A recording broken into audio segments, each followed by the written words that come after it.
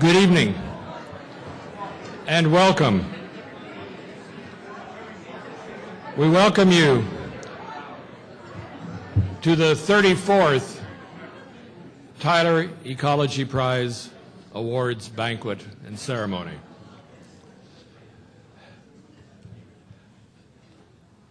Who said anything about global warming? Have you been outside? What? We come to Southern California to have what Southern California is to provide, and this is what you give us. Fortunately, tonight we're not recognizing a Tyler recipient in the area of climatology. I'm Owen Lind, chair of the Tyler Trust Executive Committee. On behalf of the Executive Committee, again, I welcome you to this very special evening as we honor our Tyler Laureate for the year 2007. The Tyler Prize for Environmental Achievement was conceived by John and Alice Tyler in 1972. Seems like quite a while ago, at the time when people were just becoming aware of the stressors on their environment. John Tyler was a person who came from the Midwest to California and became very successful in the insurance industry. He was very much aware of the relationship, because of his time as a youth in the Midwest, of the relationship between humans and the land and the environment.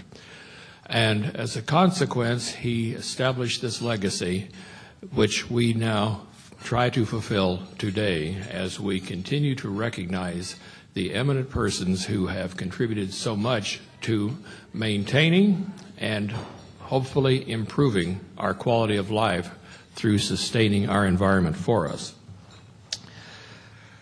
The Tyler Prize is the oldest of the environmental prizes, and by most counts, the most prestigious. That prestige does not come from anything other than the quality of the laureates who have been recognized, 59 of them up until tonight. The prestige that we have with this rests solely on the shoulders of the men and women who have contributed so much to improving the quality of life, not only for us here, but for those around the world. You find on your chairs or at your table when you came in the list, the program that has the list of the laureates. I encourage you to take a few minutes sometime this evening and just glance over that list of these 59 eminent men and women and review the diversity of accomplishments that they represent. Indeed, there are scientists there. Indeed, there are engineers there.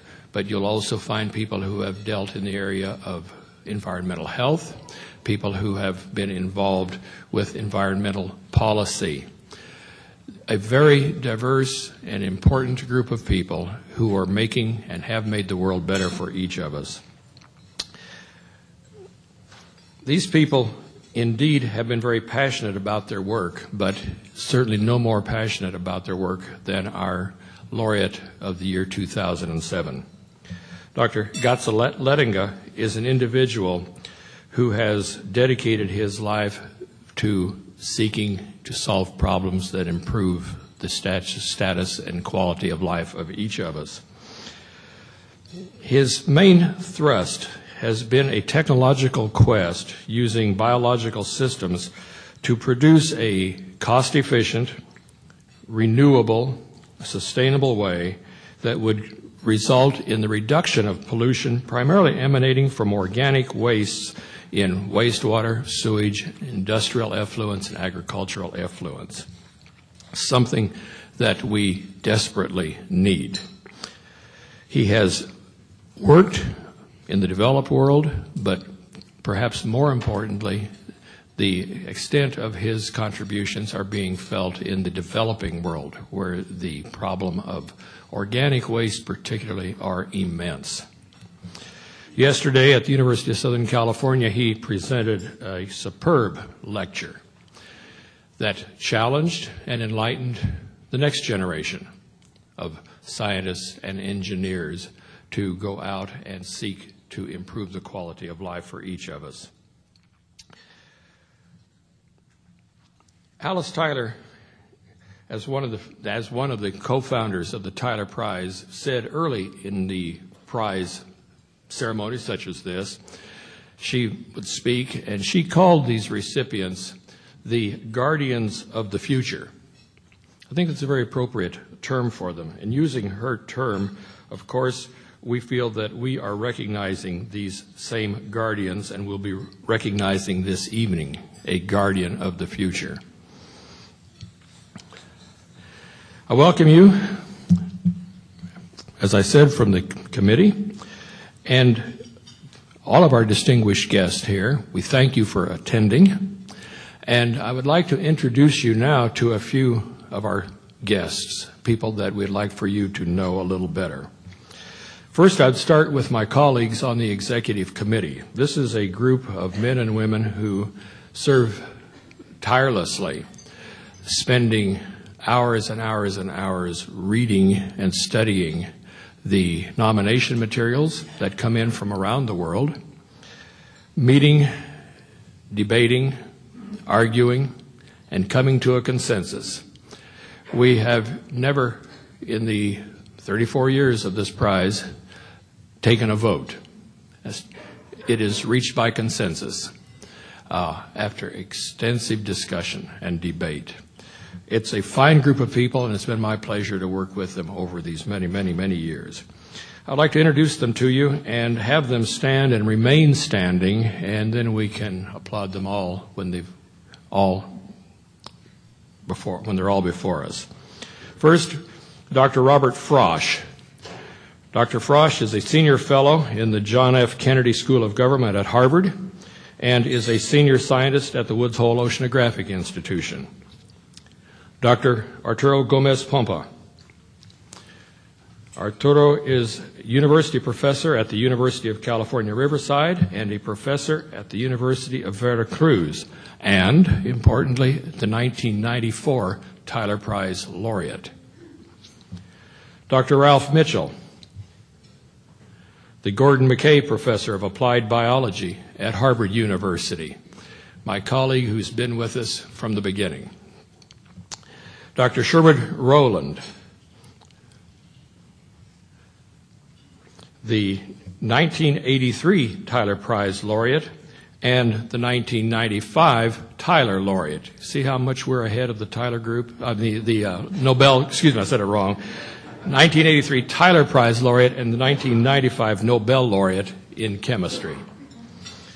He is currently the Donald Bren Professor of Chemistry at the University of California in Irvine. Dr. Rosina Bierbaum. Dr. Bierbaum is the Dean of the School of Natural Resources at the University of Michigan. Dr. Cornelius Sullivan. Dr. Sullivan is a former Vice Provost for Research at the University of Southern California. There are two more members of the committee who cannot be here tonight. They were actually called out on some urgent business dealing with the environment. Dr. Judith McDowell is chair of the biology department at Woods Hole Oceanographic Institution, and Dr. Jonathan Samet is chair of the Bloomberg School of Public Health at Johns Hopkins University. Both of them would love to have been here this evening, but could not be. Would you welcome these people and thank them for their work?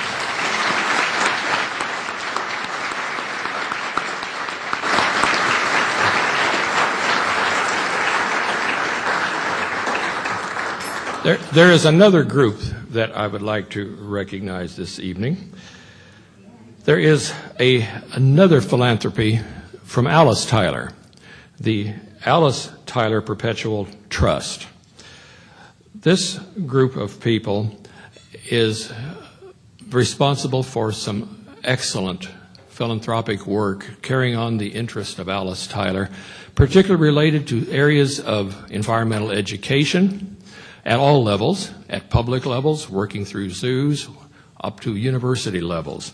They have been very much involved, according to Alice's concern was simply in providing for the well-being of children. They've had extensive programs in the education and providing welfare and health benefits for children.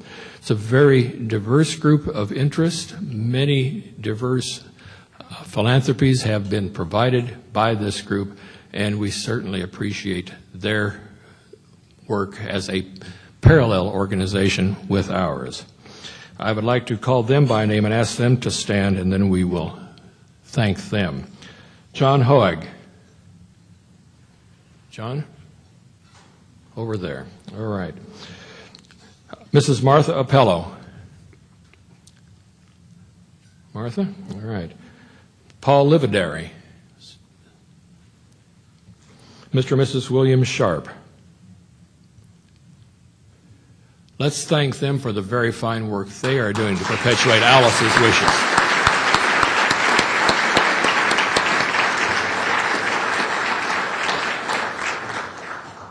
A few other recognitions that I would like to make before we go on with the formal presentation of the prize. I would like for these folks to stand as I call their names. We are very pleased this evening to have with us the Consul General of the Netherlands, the Honorable Madeleine de Planck. Welcome.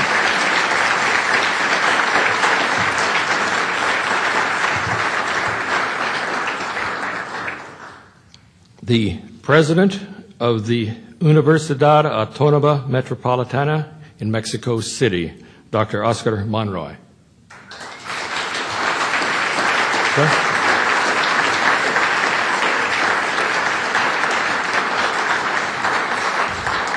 Dr. Sarush Sarushian, the UCI Distinguished Professor and Director of the Center of Hydrometeorology and Remote Sensing, UC Irvine.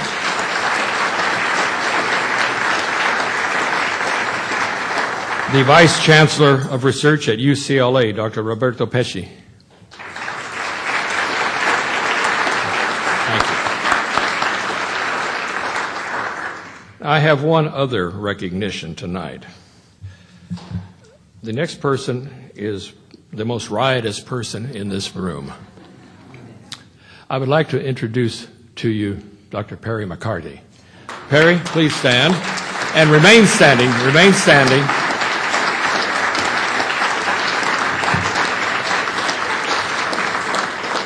Perry, stay up, Perry, stay up.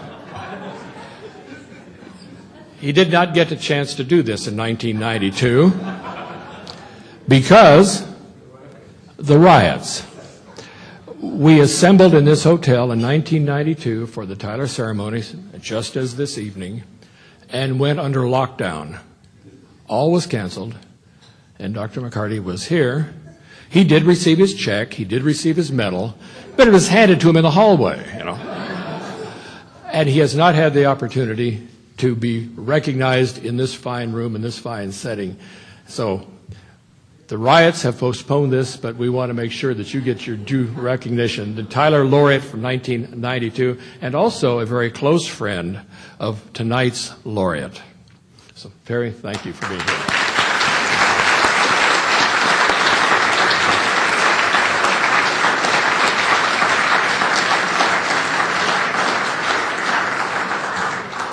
Now, if you don't want to eat, I'll go through and recognize everyone else who's here because you're all quite distinguished folks. But I do want to call attention to the fact there are many visitors from outside the United States. People have come a long way to be here for this very special occasion for Dr. Lettinga. We have visitors here from Mexico, from Brazil, from Vietnam, from Portugal, as well as from places like John, Texas. Before we make the official presentation, however, Dr. Michael Quick, who's Dean for Research in the College of Arts and Sciences at USC, is going to come and bring a welcome from the university for you. Michael?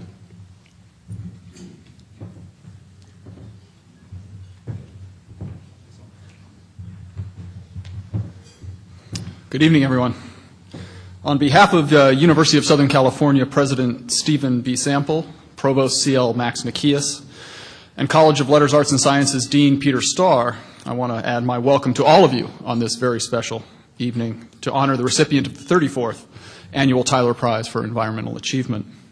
Owen did a wonderful job recognizing many of our esteemed guests this evening, but I also want to personally extend my appreciation to Owen, to members of the Tyler Prize Executive Committee, to the members of the Tyler Perpetual Trust, my gratitude for all that you continue to do for the Tyler Prize. I also wish to extend a special welcome to the Consul General of the Netherlands, past Tyler laureates, the many distinguished scientists in the audience, and the family and friends of this year's recipient. Welcome to all of you. They say you can tell a lot about a man by counting the number of people at an awards ceremony in his honor, for those are his friends, and by counting the number of people at his funeral, because those are his enemies. So we've made one of the measurements tonight, and it's very impressive. I also want to extend thanks to all the people at USC who have worked incredibly hard to make tonight's event and previous year's event so special. I especially want to thank two people for their indispensable leadership of these annual events surrounding the Tyler Prize. Linda Duguay, Sue Anderson, please, if you would stand.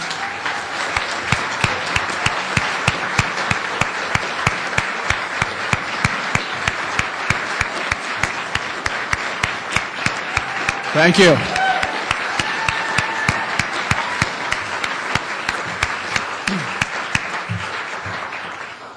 USC, and especially the College of Letters, Arts, and Sciences, is an honor to be the host of this year's Tyler Prize, as it has been since 1980. As a university, we have been and will continue to be deeply committed to scholarship, advocacy, and outreach on behalf of environmental issues, not only for the present generation, but for future generations as well. The University of Southern California has made a point of bringing together scholars from the natural sciences, the social sciences, and engineering to tackle many issues related to the environment. Such interdisciplinary efforts are exemplified by the establishment 10 years ago of the Wrigley Institute for Environmental Studies. But it is also reflected in its deep involvement with the Wrigley Marine Science Center on Catalina Island, the Southern California Earthquake Center at USC, and its support of scholarship in programs such as earth sciences, geobiology, and marine biology. But a core mission of USC is also that of outreach, and we are proud that all of the faculty involved in the programs I just mentioned find value in community education from K through Gray, as we say. Of course, I want to turn my attention now to the reason we are here tonight, and that is to recognize our 2007 Tyler Prize laureate, Professor Gatze Lettinga. His body of work in creating an environmentally sustainable anaerobic process for the treatment of wastewater is not only great scholarship, but is vital to our future and to the future of our planet. I think it's very easy to see how the work of Dr. Lettinga and his colleagues has and will continue to change the planet on a global scale. But their work also touches individual lives. In the early 80s, I had just returned from the Peace Corps, and I was trying to figure out what to do with my life. My father, he's a construction engineer. And for the summer, after I got back from the Peace Corps, I went to work for his construction company, and he sent me to Columbia, Missouri, the middle of our country. It turns out, I didn't know it then, but the job was actually to help build the Columbia Regional Wastewater Plant in Missouri, which uses anaerobic processes to treat sludge and create methane that runs the plant. After 3 months of that, I escaped to graduate school. So I can say with all truthfulness that, like Dr. Lettinga, I stand here before you and give credit to upflow anaerobic sludge beds as one of the reasons that I'm here. And that is why tonight I'm very privileged to salute the 60th awardee of the Tyler Prize for Environmental Achievement, Dr. Gatze Lettinga.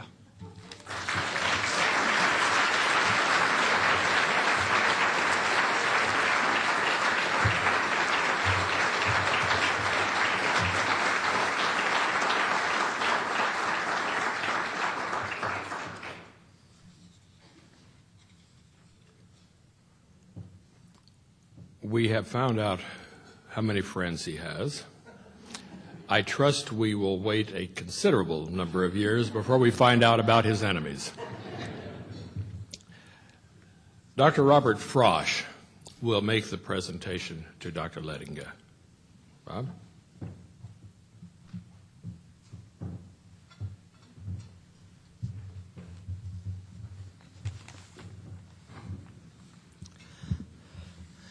Knowing that I was to introduce someone whose native language was not English, I thought it was Dutch.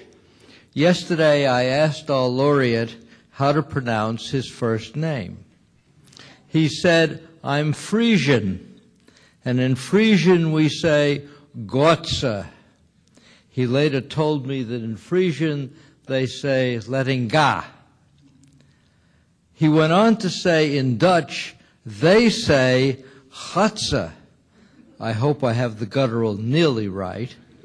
But he continued, "You may call me, as most who do not speak Dutch do, Gatze."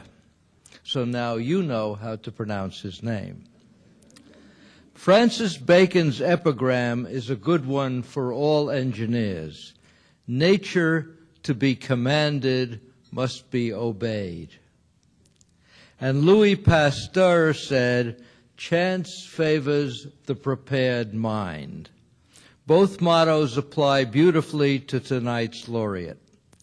As Professor Lettinga tells the story, after reading papers by Professor Perry McCarty, a previous Tyler laureate, and talking with him, Professor Lettinga proceeded to investigate the clustering behavior of microorganisms that gain their energy for life under anaerobic conditions without oxygen. Indeed, they are poisoned by oxygen. In water containing organic materials, which from our point of view are pollutants, and in the absence of oxygen, these organisms tend to clump into small granules. Yesterday he described them as looking like caviar. Each granule is a little ecological system in which microorganisms of various kinds form a community, like an organism composed of microorganisms, in which they cooperate, the varieties doing different biochemical jobs. By this means, they manage to extract the maximum amount of energy for their lifestyle. It's how they make a living. When they're through, the organic materials have been broken down, and they have also produced methane, which can be burned to produce power and some other products. Using this knowledge and the fact that the clumps of microorganisms are heavy enough to sink to the bottom of the water in the container they are in, Professor Lettinga invented a simple bioreactor, the UASB, upward flow anaerobic sludge blanket reactor, in which organically polluted water is brought in at the bottom into a bed of the microorganism granules, which do their magic as the polluted water flows up through them. At the top, the gas and the now much less polluted water are extracted. The reactor is very efficient, destroying most of the organic matter by dismantling the organic molecules. Some further simple steps are needed to finally clean the water, but the bulk of the work has been done by the bugs. The reactor requires no moving parts, no external source of energy. It produces a surplus of energy in the form of methane. This reactor was first applied to cleaning up wastewater from the manufacture of sugar from sugar beets. It has subsequently been applied to many forms of organically polluted wastewater, and not only industrial forms, but domestic sewage. Subsequent research and development by him and his group has created more refined and effective versions based upon the same principles. Not content to stop with the invention, he decided not to patent it, but to make it freely available. Beyond that, he has worked with his colleagues to make it available and installed around the world, especially in developing countries. 10 years ago, he created a foundation dedicated to providing the devices to developing countries. As a teacher at Wageningen University, he has had very many graduate students from all around the world, thus spreading his knowledge and that of his research group around the world. He's a tireless scientific worker, engineer, inventor, teacher, and global public benefactor. He's created a technology that can treat both industrial and domestic waste, gets rid of toxic chemicals, has no moving parts, produces rather than uses energy in the form of methane, saves water, produces little sludge to be put into landfills or otherwise dealt with, and requires little land for the reactor. His bioreactors are used in both developed and developing countries around the world. He has created not only an invention, but in applying it, he has created an important step in his vision for a more sustainable world. I'm delighted to present the 2007 Tyler Prize for Environmental Achievement to the 60th person to receive this prize, to all three of the professors, Dr. Engineer Gatze, and Gatze Lettinga, for his research and development of an environmentally sound, novel process for the treatment of polluted wastewater and its implementation worldwide, especially in developing countries. Gatze?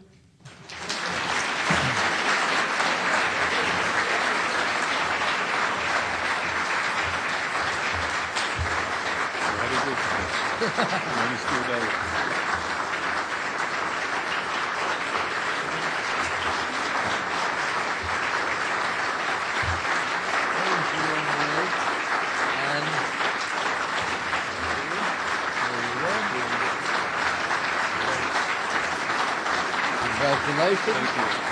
And the podium is yours.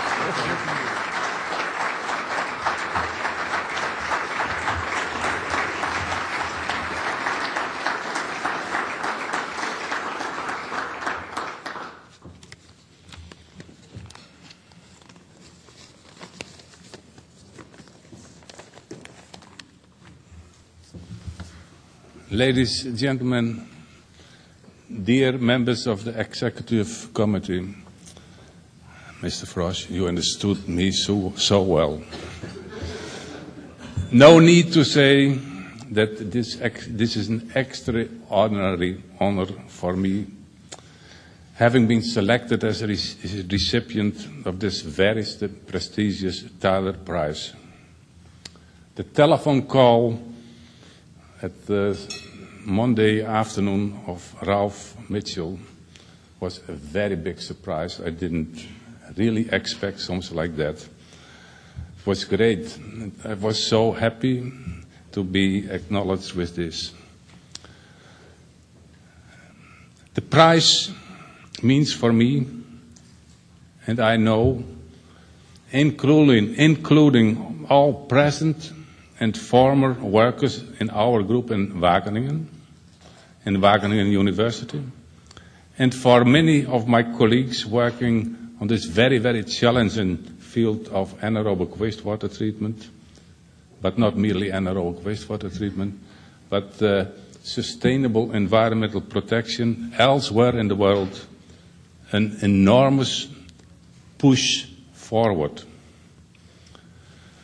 I just want to mention some of the reasons for that. In the first place, it is an acknowledgement for the importance of the type of work we did. And this is the more so because the decision was made by a completely, as far as I understood, independent executive committee. A committee consisting of scientists covering a very broad field of environmental sciences. Much broader than our field of environmental technology. Moreover, since this Tyler Prize, and I know this, is considered as a very prestigious for specialist decision makers working in the well-established field of conventional sanitary engineering and environmental protection, is the more important. For a person like me, with my specific background and ideas, it is of eminent importance to be the recipient. And why? I'll explain this.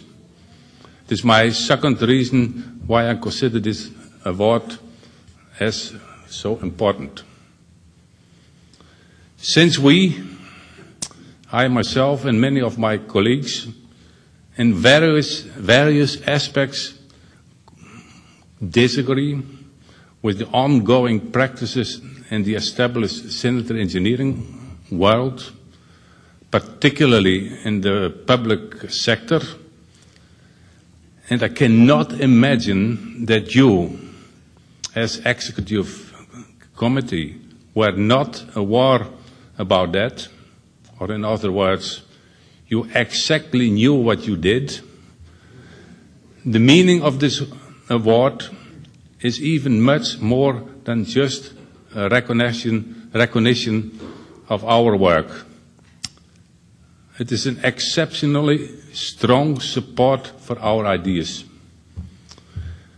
It is extremely encouraging for all those scientists, engineers, politicians, authorities, companies, entrepreneurs, and common conscious citizens who are convinced that we absolutely need to make progress on this very difficult route of the realization of sustainable environmental protection, but more than that, a sustainable society.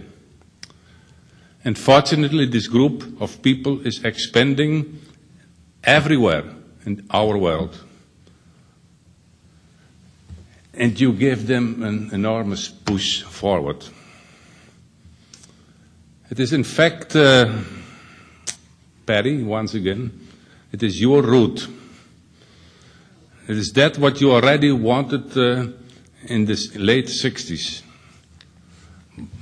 But despite your very convincing arguments, that time the interest in, especially in the United States, was very poor.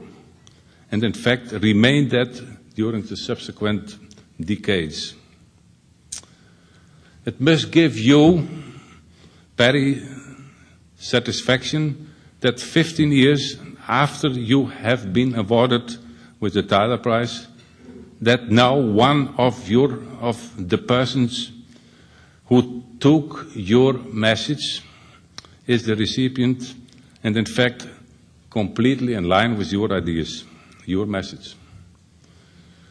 But likely it may also give a great satisfaction to you, the executive committee, even although the committee, I think, changed in composition more or less from time to time, that 15 years ago you already acknowledged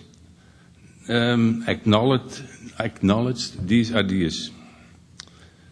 And as far as you, Perry, I am extremely happy that you will be the recipient of the prestigious Stockholm Award.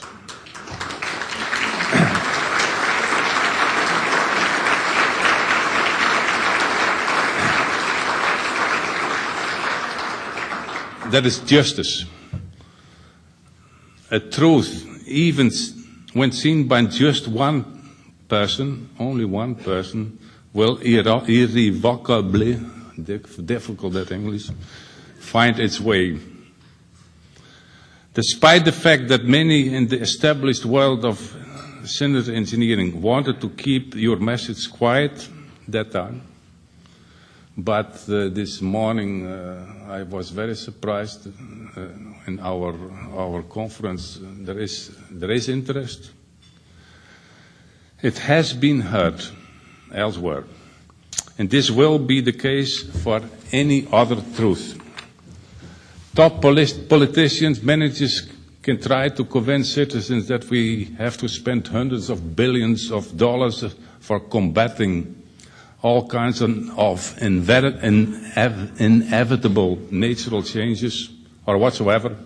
I am convinced that an increasing number of citizens will understand that these funds much better, can be spent for resolving the many serious environmental and social problems we suffer from, everywhere in this world. Problems which we inherited from previous generations or which we created simply ourselves.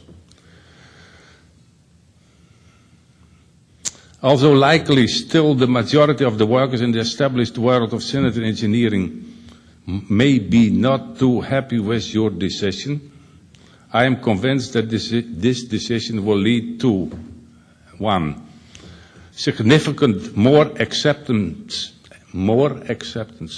of the modern anaerobic wastewater treatment methods in the USA. And once they are accepted in your country, they will find their way in our world. Your importance is of eminent importance in our world.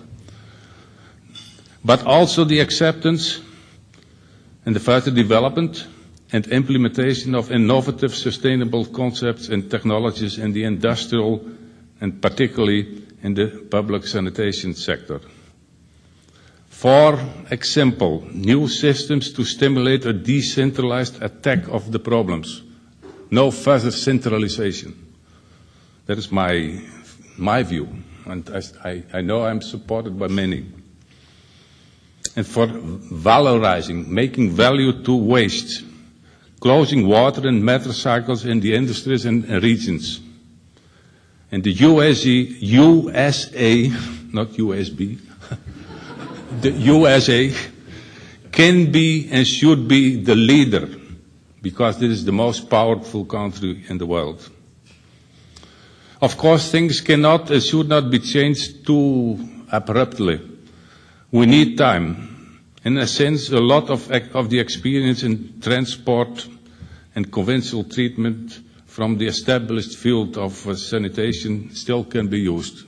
It is not a revolution. But we urgently need integration of fields and disciplines, no monopolizations. It is extremely challenging for all kinds of specialists, and ultimately very profitable for the vast majority of the citizens. We in the Netherlands, at least a rapidly increasing group with quite different background, are extremely enthusiastic about concepts like greenhouse village. I explained this yesterday. Looking back, I hope I don't take too much time. 5 minutes. Looking back the last 35 years, I feel extremely grateful. It has been an extraordinary privilege that I could work in this unbelievable niche, and with such a very big group of smart and talented people. I want to acknowledge some of them. In the first place, and I hope he can stand up, Jim Field, the great second American.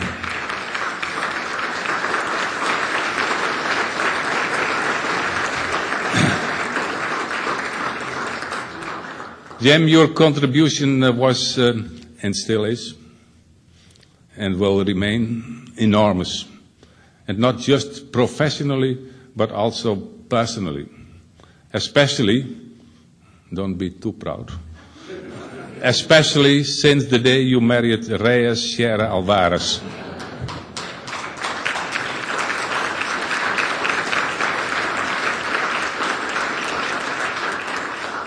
You left Wageningen and returned to the United States. I was not happy with that decision. Not at all. But ultimately, maybe it turns out to be the best. I also want to mention Loke Hulshoff-Paul.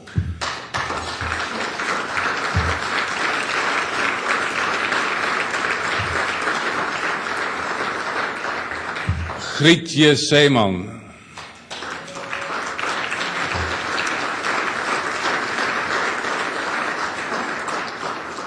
In our language, Grietje. Jules van Leer.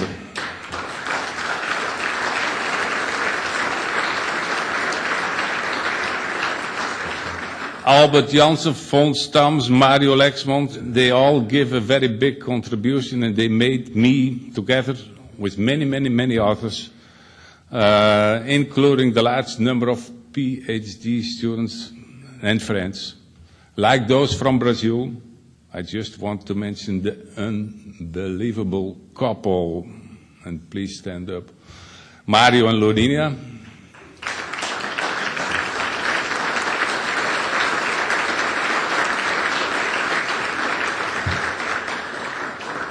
From Brazil, and they do all the possible to implement the ideas and the systems, etc. Elias Floro, Razo.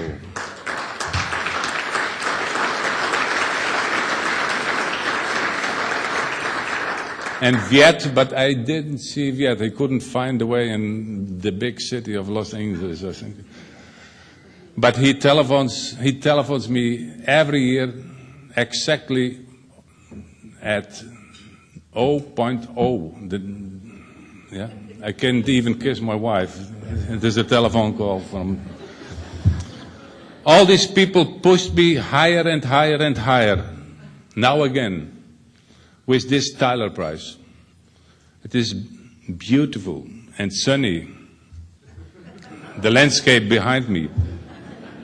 But in front of me, I seriously suffer from fear of heights. There are deep abscesses on the road. It is foggy here and there, many pitfalls, but there is light at the horizon. We all have to find our way carefully, all together.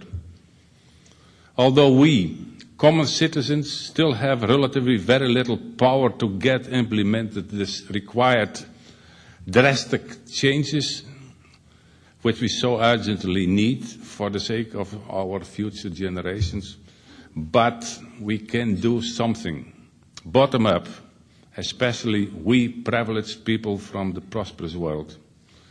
We have to stimulate the transfer of all kinds of adequate knowledge to the poor.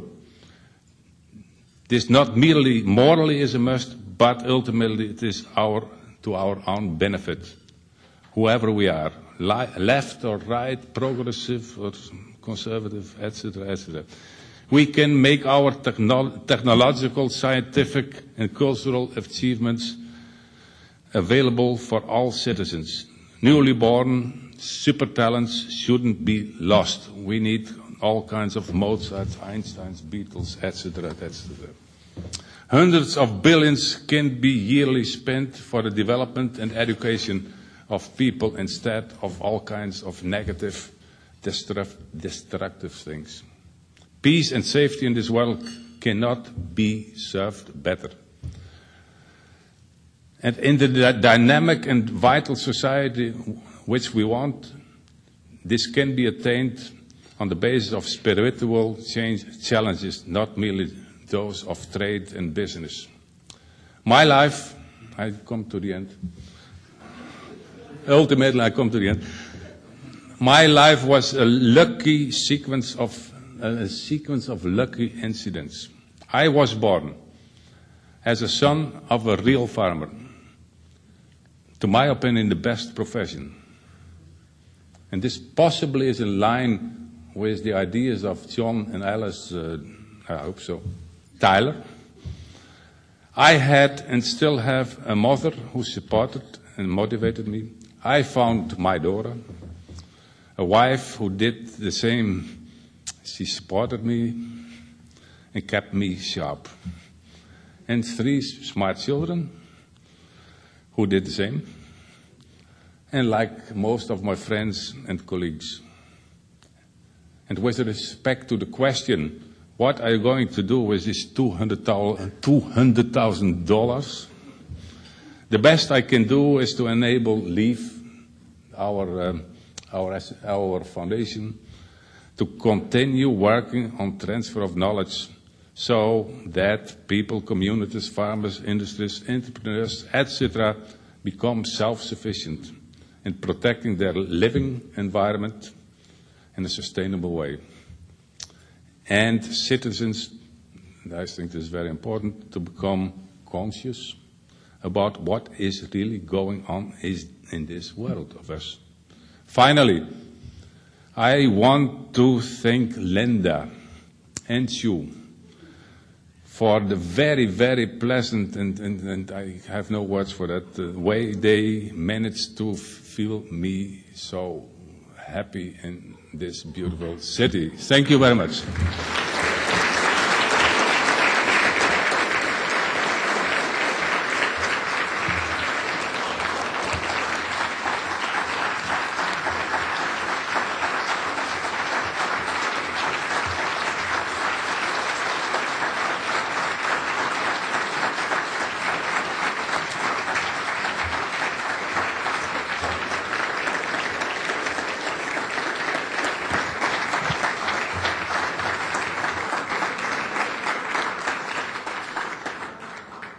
Thank you, Professor Lettinga, for your fine words.